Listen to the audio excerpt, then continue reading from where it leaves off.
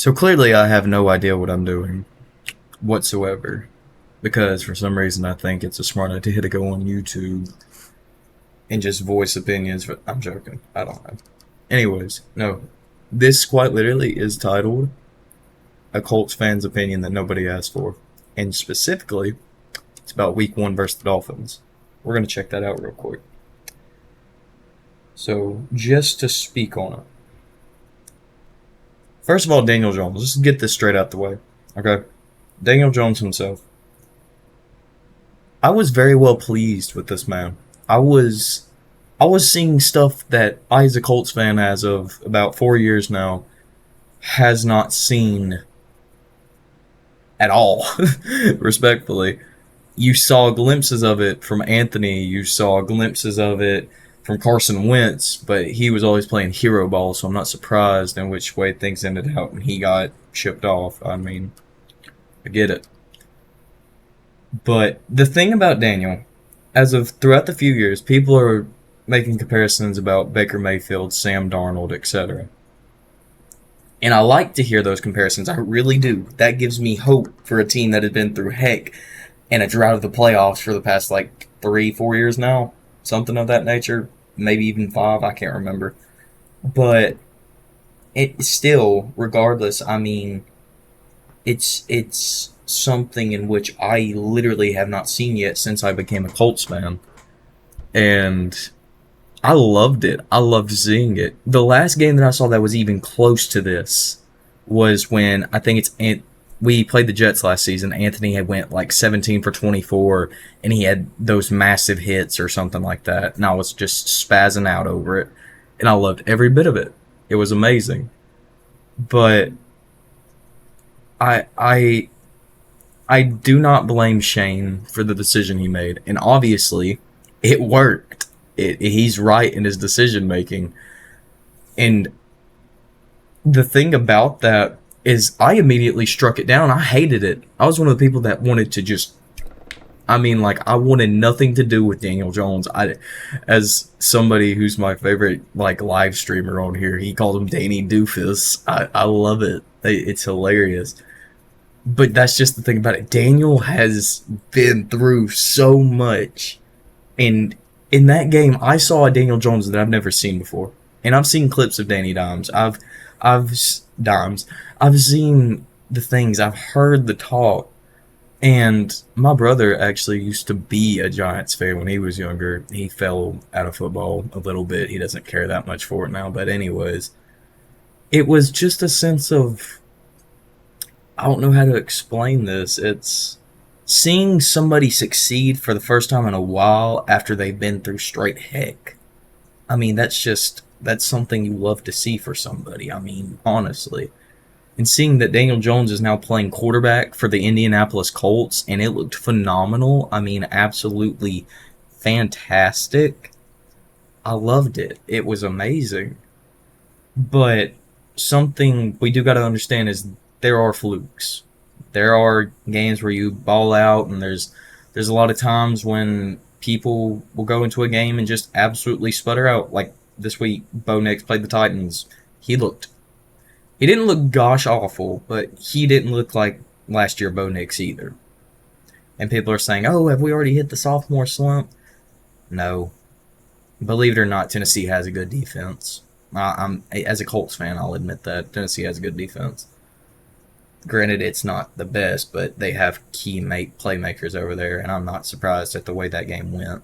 Bo Nix, when we play him this week, there's two ways it can go. He'll either throw 3 touchdowns and no picks, or he will absolutely sputter out again, and then we can talk about a sophomore slump. But as of this game, I saw a little bit of highlights, but I also saw parts of the live game.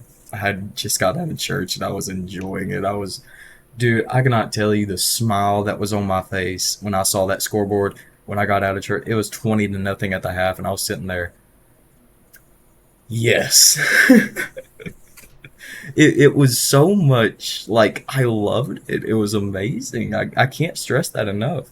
Okay, anyways, to the actual stats. 22 for 29, 272 and a touchdown through the air, 2 on the ground for 7 for 26. I loved the utilization of Daniel on the like the dive. The dive. You have a dude who is very similar in stature to Anthony Richardson and not too far off with athleticism. Danny can move, just not efficiently. Insert clip of him falling straight on his face on that massive run in Philadelphia. But no, it's just it. I really liked how he put the ball. I really liked how he was able to place the ball. And when I say that, I'm not glazing. I'm just being straight up honest. He put the ball exactly where it needed to be at almost every single occasion.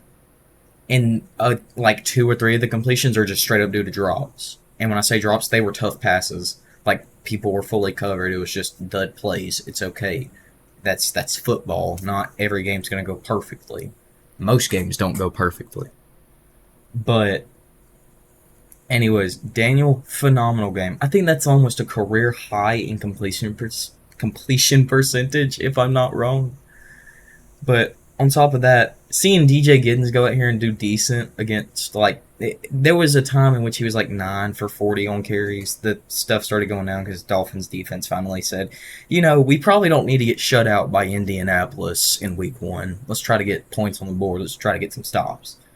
JT under 4 yards per carry. I'm not stressing. That the D-line is solid. I'm not fixing the stress over that. Not to mention we absolutely dominated through the pass game. I mean, I loved every bit of it. Some of the balls from Daniel as well, back to that. I mean, the one to Tyler on his, corner route between 3 Dolphins DBs, perfectly placed. Beautiful ball. In my opinion, it was a little bit wobbly, but beautiful ball. Beautiful. The one shot to Alec Pierce where Alec was able to get his toes down. Oh my gosh, I've never seen a fit so perfect. No, did he? It was amazing. JT was efficient. I mean, Adonai showed sparks. Mo Alley made something count when he didn't have to. He's second string now. He could straight up just say, you know what, I've had enough with this team. I'm not doing anything. I'm going to quit fighting after I get hit. No. Dude was getting tackled and then immediately started pushing. He almost got into the end zone. He came like 4 or 5 yards short. That's when the drive stalled out, if I'm not wrong. Or it's another one. I don't know. Defensively, Kenny Moore, Nick Scott, the DB blitz is something I will always appreciate from a defensive coordinator. I will always appreciate a defensive back blitz. Doesn't matter where it comes from, what formation you got to be in. I love a DB blitz or coverage. My fault. Because it's so nice to see. Like when I saw Nick Cross come in untouched, for crying out loud, untouched. He was hunting for blood. He wanted to kill Tua, and I saw that. I saw him run free, and the biggest smile went on my face. I can't even pronounce his name to save my life, but the dude, I mean not Nick, Lou Armanu, I think is how you say it. I loved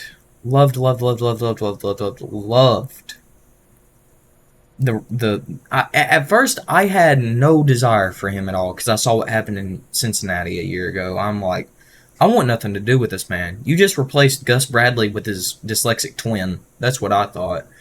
And then out of nowhere, the dude comes out and essentially shuts out Miami. They scored the 8 points in trash time. To me, it doesn't count. To me, the random dude who nobody cares for the opinion of. But I'm going to give it. But regardless, defensively, phenomenal game. I loved it so much, man. The pickups in free agency, that's something I want to talk about because I've been hiatused off this stuff as a hobby because I had college and I had stuff I had to get done and just life hit me like a freight train. But no, picking up Charv Ward and then at the same time Cam Bynum, we gonna have to talk about the sillies, man. I mean, you do you. Hey, you get a pick, you can do whatever you want. You can do as you please. I don't care. If you're playing defense, you be you, man. But I mean, it's like this defense has a whole new mindset after seeing that game. It's not sit and zone for the entire game and just patooey. I mean, it's actually, we're giving full effort, full speed. Now, whether or not the stakes of the game were dependent on the stuff that happened to the owner in the off season or training camp, whatever it was, my fault, or whether it had been, for all I know, just the fact of it's week one and we got all these people here. It meant a lot to these dudes. These dudes have finally had enough, and I'm telling you, I saw that as someone who's a passionate Colts fan. I saw a different type of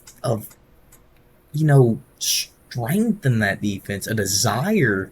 Like it's they don't want to be soft no more. They're actually out here wanting to give it their all. Don't get me wrong, a lot of them have been trying to do that for years, but we just haven't had the key players. I mean, for crying out loud, our secondary last year was Jalen Jones, Kenny Moore, uh, Nick Cross, and Rodney Thomas. That's not to diss any of them. They're pro athletes. I'm not, but I'm just saying there's better fish in the sea, man. I'm sorry. That's just the truth. But no, I'm seeing all these players take their stand doing as they have finally, they're so fed up with it. And I feel they rallied around Daniel. Quentin Nelson constantly tapping that man on the head. That man is a hype man for that quarterback. It doesn't matter who's under center. He is there to support him. And that's how the whole team looked that day.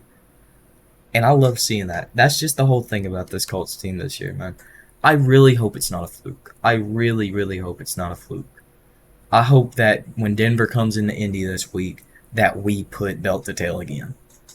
Will it happen like that? I don't know. I hope so. Will it actually happen? The possibility it don't.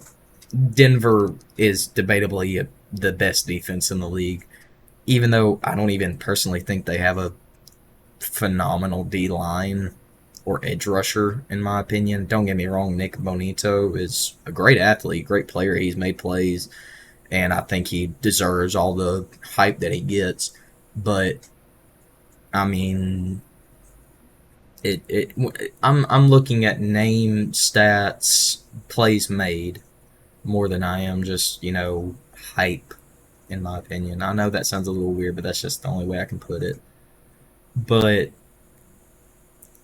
my personal prediction is that we will win the game. We will win it because we care too much. Respectfully, we care too much. We genuinely just care way too much. And when I say that, I mean in the fact of there's something to fight for here. There's people's jobs on the line after this season, depending on how this season goes. Like I'm not Jim Irsay, Chris Ballard, Shane Steichen, all these people, jobs are on the line. Like, we could clean house after the season if it goes horribly. So that's why I'm hoping it's not a fluke. Because I'm not ready for a rebuild. I do not want to have to go through a rebuild. And I get that rebuilds, sometimes they don't take very long, and sometimes they can take forever. Like, the Commanders, they turned it around after one season, and all they needed was a Jaden Daniels. I mean, for crying out loud. If only we could get that out of Anthony Richardson. Speaking of Anthony Richardson, we're getting close to closing. I love Anthony Richardson. I really do love Anthony. But here's the thing. I'll be honest. When his draft class came along, I was a Will Levis lover. I was a Will Levis hype person. Yes, the man who said, I get it, okay? But the thing about Anthony that has grown on me, even though he has had all these moments in the league where he just doesn't seem like a leader, a good player, a trustworthy teammate, anything, he does care. He really does care. He wants to do what's best for the team. And he's supporting his teammates, from what I can see and what I hear. But Anthony just is so raw. Like, I'm talking, this is possibly a Jordan Love type of sitting length. And I mean that. Like, you have a lot to work on, my man. You've had a couple games. You've had a couple of, here's and there's. You've had your moments. The bomb to Alec Pierce in week 1 last year, I thought We had finally broke through, and then we just fell straight on our face. I have hope for Anthony. I hope Anthony does great in the league, even if he isn't even on the Colts. But as of right now, I'm not convinced. Personally, I have no like no commitment to him whatsoever because I can't get a quarterback commitment. We've been homie hopping for the past few years now. Uh, Jokingly, sorry, but something has been kicked off in India. In my opinion. There has been a wall that was broke through, and I feel we just got to keep digging at it. We just have to keep walking through that wall. I mean, this team played better than I've seen it play in years. I'm talking years. And I loved every bit of it. I mean, I can't tell you enough. All the actually spending money in free agency, getting guys in here in the building doing something. I mean, I'm grateful for it. We're finally making moves. Now, whether or not that's because a whole bunch of people are on the hot seat, I don't know. But I can tell you this. I'm going to be right here for the ride over the next 17 weeks, and hopefully more. Can the Colts get a wild card spot? I'll say something after the next few weeks, but as of right now, I'm not jumping to any conclusion. Xbox app, shut up. But anyways, that's my opinion on week one. That's my opinion on Daniel Jones. I think he can be a Sam Darnold. He can be a Baker Mayfield. He can be a revival thing. He can, but I need to see more. One game doesn't prove you. One game doesn't show the type of quarterback you are. One game doesn't prove anything to me. Because I've seen one games. Anthony Richardson gave me some. Carson Wentz gave me some. Sam Ellinger gave me one or two, for crying out loud. Matt Ryan made me believe for a few weeks. But then it went straight downhill. I hope Daniel Jones is the answer. Don't get me wrong. I hope Danny Dimes, Danny Doofus, whatever you want to call him, is the answer. And I hope we can get to the wild card spot. Don't forget Gardner Minshew. I almost forgot about it. Gardner Minshew almost had it. Sadly, the ball to Tyler Goodson just was not it, Chief. But no, I believe in this Colts team. I think that they're going to do great things this year. Playoff spot or not, I'll be grateful to just see better football be played, honestly. And I can't wait to see where they go. That's my TED Talk.